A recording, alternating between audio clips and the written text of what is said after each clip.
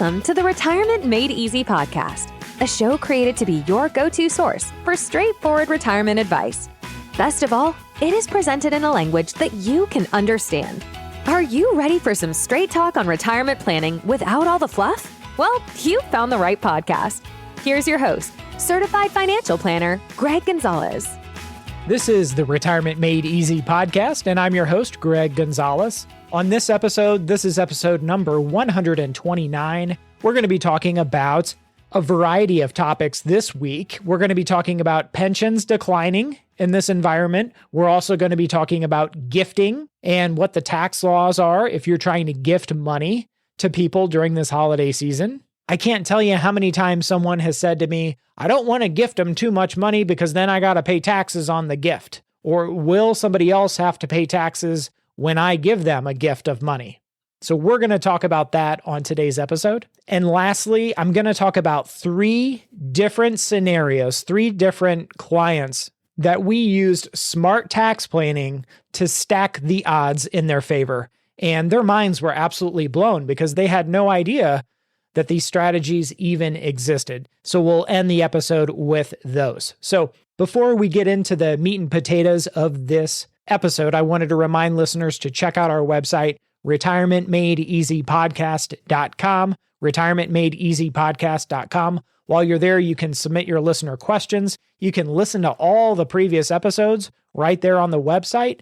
You can check out our resources tab. We have our 2023 market outlook has just been released. So it's under the resources tab. You can get that emailed to you. My 3 steps to a dream retirement are there. Check it out under the resources tab. And lastly, we're already starting to book some of the retirement coaching calls for listeners for next year. So 30-minute retirement coaching calls. If that's something you're interested, you can sign up right there on the homepage.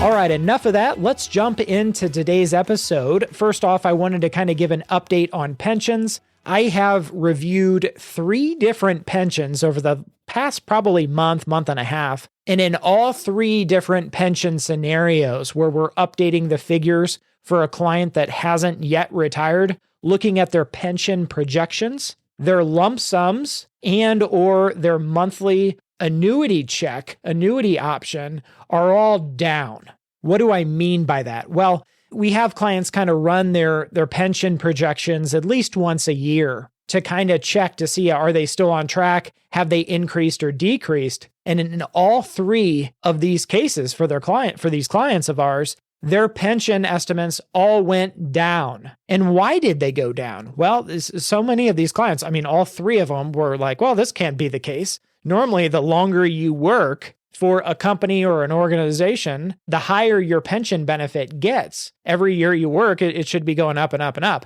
Well, the way a lot of pensions are managed and calculated, they're based so much on interest rates. So the higher interest rates go, the lower they're going to offer you as far as a lump sum benefit and or an annuity benefit, a lifetime annuity check. And one client, I remember him distinctly saying, well, gosh, it looks like I should have retired last year. I would have got $125 extra a month than if I retire next year. And I know on a past episode, there were a lot of articles that were written about Ford Motor Company, their pension system, and KFC, which is the parent company is Yum Brands, publicly traded company, announcing that, hey, their pension lump sum checks were going to be going down starting December 1st of 2022, because that's when these new interest rates went into effect. And I was reading an article, it's titled 1,000 Salaried Ford Workers Retire After Pension Warning from Automaker.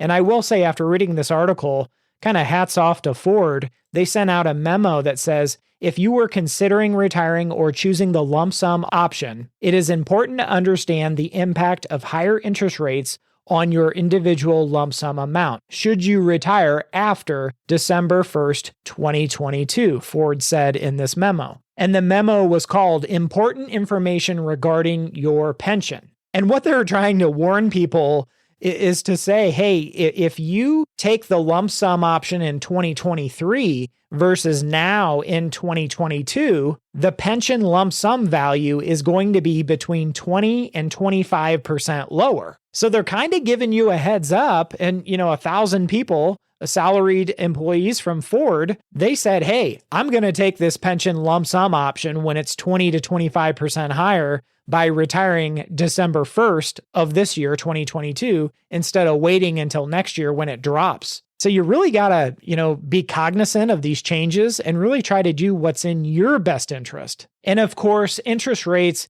going up and down, that's out of our control. But we have to be aware of how these rising interest rates, these record interest rates that we haven't seen in decades, and inflation that we haven't seen since, the early 80s, how these are going to impact our retirement planning. And certainly the pension lump sum walkaway money of these pensions they're certainly getting crushed with these higher interest rates. Now, this article talking about the Ford employees, what it was saying was, hey, if you were 6 or 7 years away from retirement, well, this didn't impact your retirement decision at all because retirement was not yet on the horizon. It was still a handful of years off. But for those people that were planning on retiring next year or the year after, 23 or 2024, this bad news could have expedited their retirement. And of course, the bigger the change in the lump sum, in other words, if your lump sum option went from $1 million down to $800,000, well, that's a big jump. But if your pension lump sum offer was only going from $100,000 to $80,000, well, maybe you'd work a couple more years and say, well, you'll make it up in the salary. So think about that too. In other words, as a dollar amount, how much is this going to impact you? Switching gears, I wanted to talk about gifting because, we're at the end of the year. A lot of our clients do gifting to family members and loved ones. And I'm not so much talking about charitable gifting. That's a whole nother conversation. I'm talking about gifting to individual people. I even have some clients where they're folks, their mom and dad, maybe in their 80s or 90s, and they're getting gifted money from their elderly parents. And like I said, starting off on this episode, I've had so many people say, well, I don't want to gift somebody money because then I got to pay the taxes or they got to pay the taxes on the gift. So let's talk a little bit about that. There is an annual gift amount. And all that means, let's keep this very, very simple, is if you wanted to gift a friend or a family member, maybe it's a son or daughter, you wanted to gift them money. Well, you can gift, what's the annual limit is $16,000 for 2022. So that means for a married couple, they can both each gift $16,000 apiece to a person.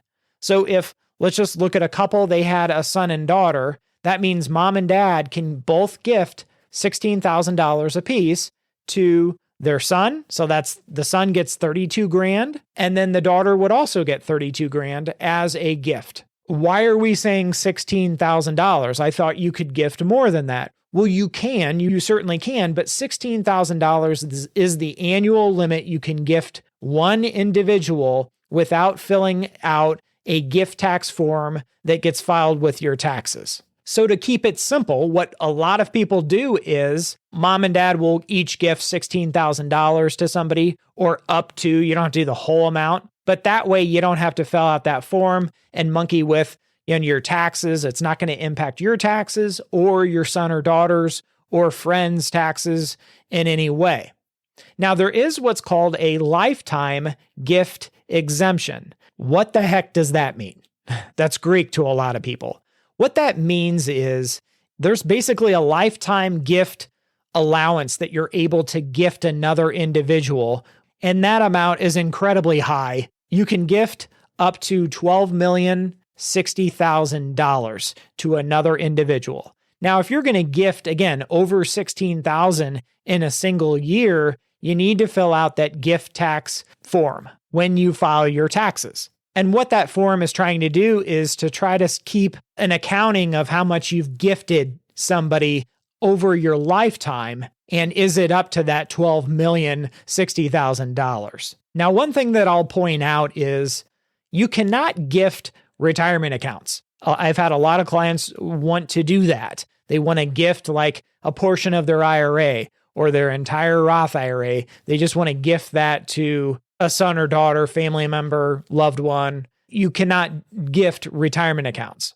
You can name that person as your beneficiary of the account. You can take withdrawals or distributions from the retirement account and gift the cash to them, but you physically cannot gift the retirement account to another individual. Now, I want to talk about gifting here because I work with a lot of families, and I am convinced every family is different. Family dynamics are different, personalities are different, their financial status is different. So there's no one size fits all when it comes to how you do your gifting for family members. I work with some families, they come from blended families. Maybe it's a second marriage where they had kids from previous marriages. The planning with some of those families can be kind of fun, to be honest. It's a little different. But what I want to kind of emphasize here is, and this is kind of just from the heart, is if you're going to do gifting and there are children involved, I always like to see you try to be fair. And also you want the gifting to be a blessing to someone's life. You don't want it to cause animosity or anything like that. And I have offered my opinion to many, many clients, many families over the years of what this equality looks like and what might be the best ways to go about gifting so everybody's happy and nobody feels left out or like they got the short end of the stick. So if I have a son and daughter, I'm going to gift them equal amounts. I'm not going to gift one child this year and then maybe the other child, I'm going to wait 6 months or 2 years from now.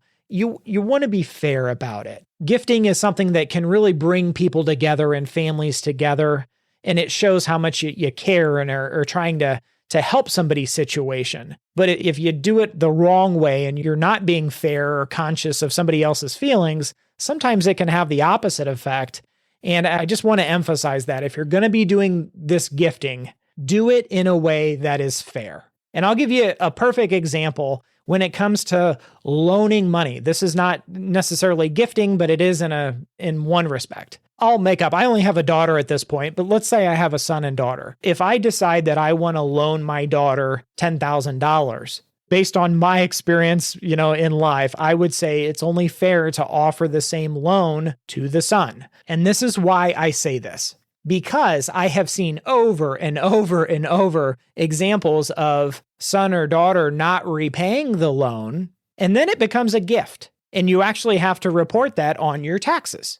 That is a gift. A forgiven loan is a gift. So if my daughter doesn't pay me back that money, turns into a gift, I think it's only fair to gift that, whatever that amount of money is that she didn't repay, you got to give it to the son to make it fair, right? Now, other people may disagree with me, and that's certainly fine, but the IRS will tell you a forgiven loan turns into a gift, and you've got to file that on your taxes. That's the definition. So I hope that makes sense as far as this discussion we've had about the $16,000 annual limit, how that works. Again, both mom and dad can gift the same amount of money. And I'll end this discussion with another example. Let's say that mom and dad, they have a son, and the son marries a nice young woman, and that's their daughter-in-law. Well, mom and dad can actually gift their son both $16,000, so the son can get $32,000. They can both actually gift their daughter-in-law, who's their son's wife,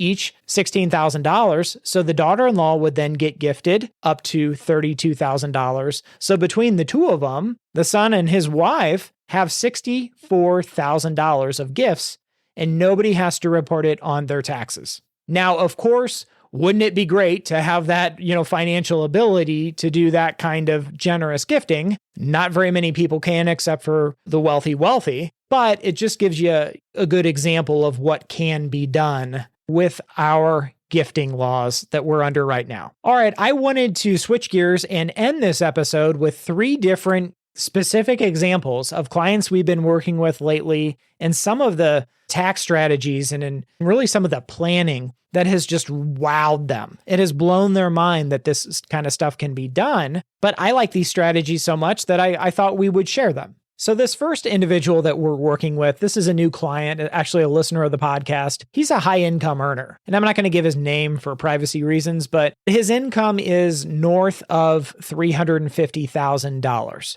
And for his 401k, he was under the impression that he was limited to a contribution limit of $27,000 per year, not including his employer match, but $27,000 was all he thought he could put in his 401k. And he wanted to save more for retirement. He wanted to actually save 15% of his income. But for years, he had only been saving $27,000, just maxing out his 401k through work. He wasn't aware that there's actually an after-tax bucket within his 401k that he can continue to contribute to after he's done maxing out the $27,000 in his 401k. And additionally, the strategy is actually called a Mega Roth 401k. After he's done contributing to his 401k, he can put money in the after-tax bucket. And then at the end of the year, his employer's 401k allows you to do what's called a conversion, convert that amount to his Roth 401k. So there is a limit as far as 401ks, and it's for your own contributions, $27,000 a year if you're over age 50. But there's a maximum contribution limit as far as how much you can put in, not only the $27,000, but also an after-tax amount and your employer's matching amount. That limit is $67,500. So that left him a lot of room that he could contribute to that after-tax bucket. And then at the end of the year, do a conversion and the money gets shifted over to his Roth 401k. Again, the strategy is called the Mega Backdoor Roth. His mind was absolutely blown because he had no idea that strategy even existed. So for him, it worked out really, really well. This next strategy, this is a couple that we're working with. We've been working with for several months now, probably about 6 months. And it's a couple, very, very nice couple. The wife had actually inherited her mother's IRA, a sizable IRA. It's called a beneficiary IRA. And her rules say that she has 10 years to take withdrawals from that IRA and pay the taxes on those withdrawals. At the end of the 10th year, the money's got to be out of there and the taxes have all been paid and the account's closed. And for her, she thought, oh gosh, if I have this beneficiary IRA, I'll just do Roth conversions. In other words, I'll pay the taxes on this beneficiary IRA from mom and then move the money into her own Roth IRA. And unfortunately, we can't do that. The laws don't allow us to do that. We just can take distributions from this beneficiary IRA, and they can occur anytime in the next 10 years. So we grabbed our calculator, their tax return, their expected taxes for 2022. And what we determined was, yes, we can get money into her Roth IRA. It's going to require distributions from that beneficiary IRA. But what we're going to do, since she's still working, is we're going to put more money into her traditional 401k and Roth 401k, as well as money up to $7,000 a year, because she's over 50. She can put up to $7,000 a year into her Roth IRA. And with the money that she's putting in her traditional 401k, she's getting a tax deduction there. So that offsets dollar for dollar how much that she's taking out of her beneficiary IRA. Now, also, we wanted to stay in the 12% tax bracket. We only wanted to pay 12% federal taxes. We didn't want to shoot up into the 22% tax bracket. So we were very, very cognizant of those income levels. And this client, she was absolutely floored. Just by a little bit of planning, we can map out those withdrawals from that beneficiary IRA over the next 10 years. And another example is this couple was very, very charitable, and they had inherited a lot of cash, a lot of stocks, real estate. So they had a lot of things going on. But again, they were very, very charitable and kind of looking for ideas.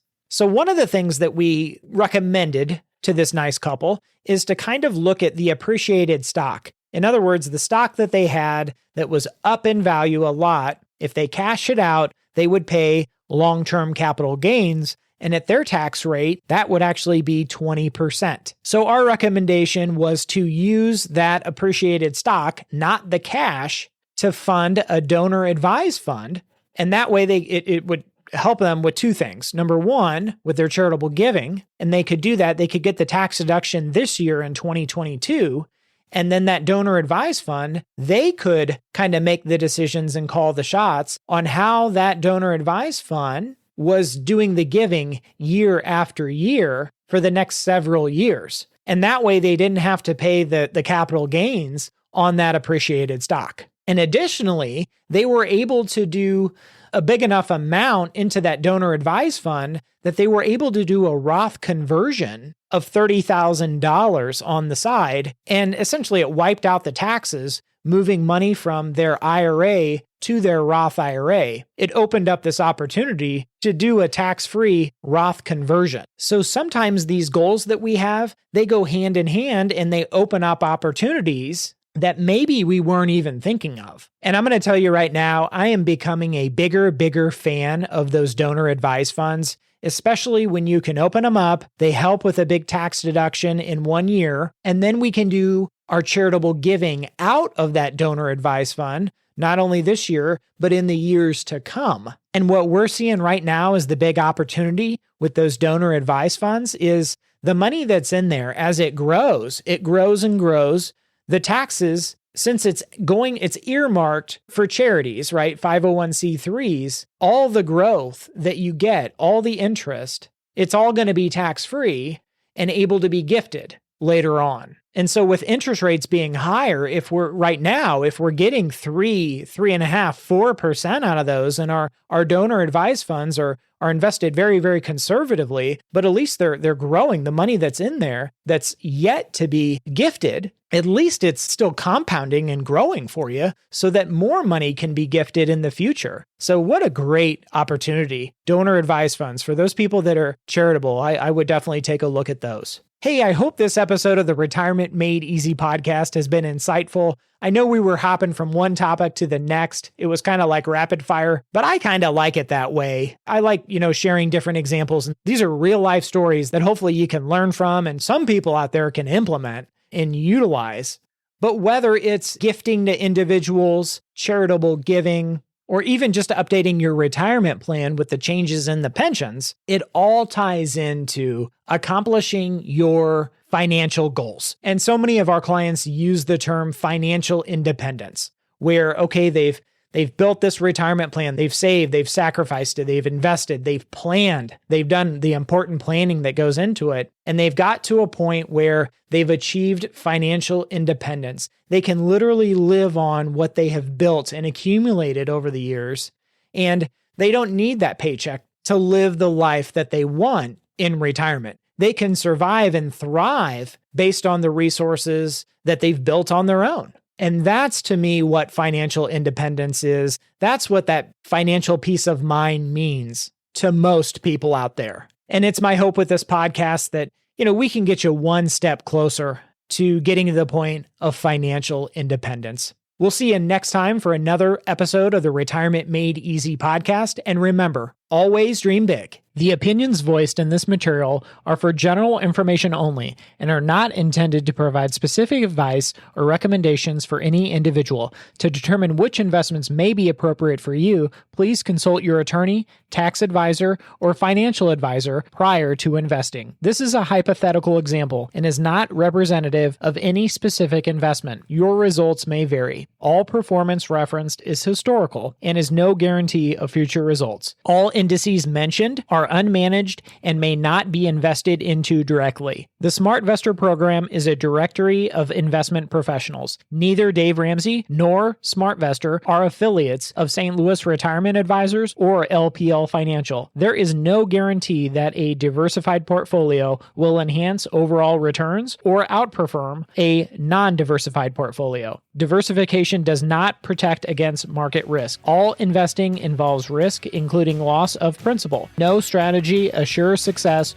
or protects against loss. Securities and advisory services offered through LPL Financial, a registered investment advisor, member FINRA, SIPC. Thank you for listening to the show today. Check us out at our website, retirementmadeeasypodcast.com.